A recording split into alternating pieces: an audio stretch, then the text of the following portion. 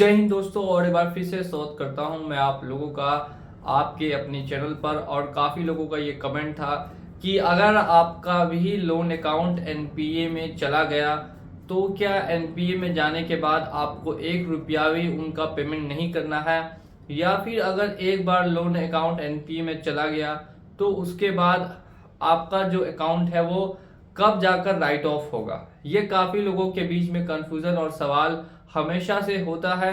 तो इसी सवाल का जवाब आपको मिलेगा आज के इस वीडियो में, और आज के इस वीडियो का टॉपिक भी यही होने वाला है। तो एक बार फिर से स्वागत करता हूं मैं आप सभी का आपके अपने चैनल लोन हेल्प इंडिया पे। और अगर आपने चैनल को सब्सक्राइब नहीं किया तो चैनल को सब्सक्राइब कर दीजिए और साथ ही साथ में बेल आइकन को प्रेस कर दीजिए।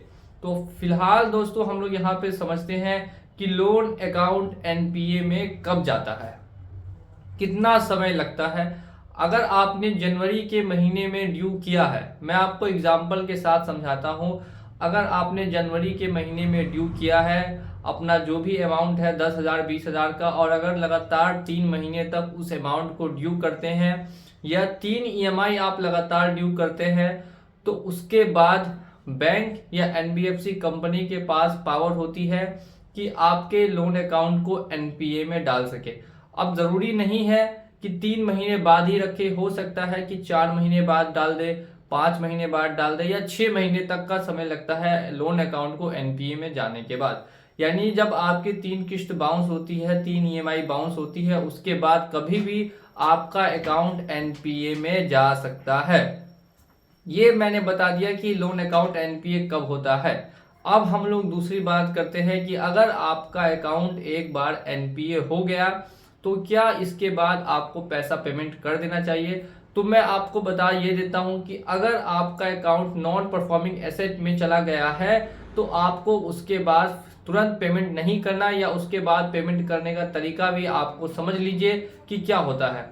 अगर उसके बाद आप लोन क्लोज करना चाहते हैं एनपीए में जाने के बाद, और अगर एनपीए में गया हुआ अकाउंट है उसमें आप पैसा जमा करते रहेंगे, ईएमआई जमा करते रहेंगे, आपका सारा पैसा काट लिया जाएगा, और साथ ही साथ में आपका जो आउटस्टैंडिंग अमाउंट था वो जितना पहले था उतने का उतना ही रह जाएगा। अब काफ़ी लोगों को ये जानकारी नहीं पता होती है।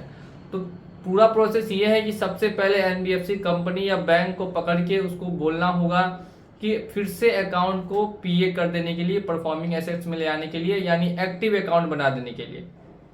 जब तक कंपनी एक्टिव अकाउंट आपका ना करे तब तक आप पैसा उसमें जमा ना करें। ठीक है, ये हो गया कि कैसे आप वापस से नॉन परफॉर्मिंग अकाउंट को एनपीए को पीए में कर सकते हैं। अब हम लोग बात यहाँ पे ये करते हैं कि अगर एनपीए में एक बार अकाउंट चला गया, मैंने बता दिया 3 महीने से लेके 6 महीने तक का टाइम पीरियड लगता है एनपीए में अकाउंट जाने के लिए। अब इसके बाद हम लोग बात करते हैं कि राइट ऑफ कब होगा। एनपीए में तो चला गया, अब राइट ऑफ कब होगा। काफी लोगों को इसमें भी बहुत सारी कंफ्यूजन होती है। तो देखिए, बैंक पूरी से पूरी कोशिश करती है लोन को रिकवरी करने के लिए। लोन रिकवरी प्रोसेस में जो कॉल्स होते हैं, रिकवरी कॉल्स होते हैं, साथ में नोटिस होते हैं, रिकवरी के लिए नोटिस होते हैं, उसके बाद रिकवरी के लिए एजेंट्स होते हैं, तीनों स्टेप्स शामिल हैं। 1 बाय 1 बैंक सभी स्टेप्स को अपनाती है और कोशिश करती है पैसा वसूली करने के लिए।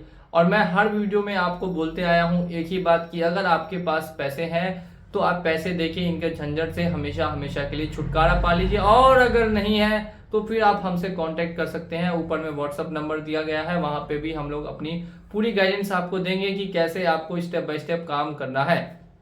तो यहाँ पर भी सेम चीज मैंने बताया कि आपको लागू होती है कि अगर आपके पास पैसे नहीं है तो आपका अकाउंट पहले एनपीए में जाएगा, और एनपीए में जाने के बाद राइट ऑफ हो जाएगा। अब देखिए, हर बैंक को अपना जो भी अकाउंट्स होता है वो हर क्वार्टरली मेंटेन करना पड़ता है, या ईयरली मेंटेन करना पड़ता है, ताकि बैंक अपना या जो कंपनी है वो अपना प्रॉफिट एंड लॉस निकाल सके कि साल में कितना प्रॉफिट हुआ है और कितना लॉस हुआ है।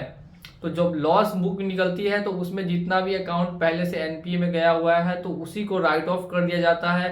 अगर आपका भी अमाउंट 20,000 40,000 50,000 लाख रुपए 2 लाख रुपए का है और 1 साल या 1.5 साल से ज्यादा ओवरड्यू हो चुका है, फिर से समझ लीजिए, 1 साल 1.5 साल से ज्यादा ओवरड्यू हो चुका है, तो आपके सिबिल में राइट ऑफ लिखा हुआ आपको दिखाई देगा। इसका मतलब साफ साफ ये है कि बैंक ने अपनी पूरी से पूरी कोशिश की आपसे लोन रिकवर करने की, लेकिन इस प्रोसेस में बैंक पूरी तरीके से या फिर कोई एनबीएफसी कंपनी असफल रही, उसको सफलता प्राप्त नहीं हुई। जब सफलता उसको प्राप्त नहीं हुई तब जाकर उसने आपका अकाउंट को जाकर सीधे सीधे राइट ऑफ में डाल दिया और अब आपको वहां पर शो होगा कि आपका जो अकाउंट है वो अब राइट ऑफ हो चुका। तो पूरी जर्नी आपको मैं उम्मीद करता हूं समझ में आई होगी। सबसे पहले ईएमआई बाउंस होने के बाद आपका अकाउंट एनपीए में गया, फिर एनपीए में जब चला गया अकाउंट, उसके बाद जो नेक्स्ट प्रोसेस है उसमें आपका अकाउंट राइट ऑफ में जाएगा। आप जाकर सिविल में अपने चेक कर सकते हैं कि आपके अकाउंट का स्टेटस फिलहाल क्या है। तो ये बात हम लोगों ने आपको बता दी कि किस तरीके से पूरा प्रोसेस काम करता है और क्या राइट ऑफ होने के बाद भी लोन भरना पड़ेगा कि नहीं भरना पड़ेगा। इस पर भी एक वीडियो बहुत ही जल्द आने वाली है, तो चैनल को जाके सब्सक्राइब कर लीजिए और बेल आइकन को प्रेस नहीं किया तो बेल आइकन को प्रेस कर लीजिए। वीडियो पसंद आई हो तो वीडियो को लाइक कीजिए। चलिए चलता हूं मैं आज के इस वीडियो में और मिलूंगा अगले वीडियो में बहुत जल्द। जय हिंद।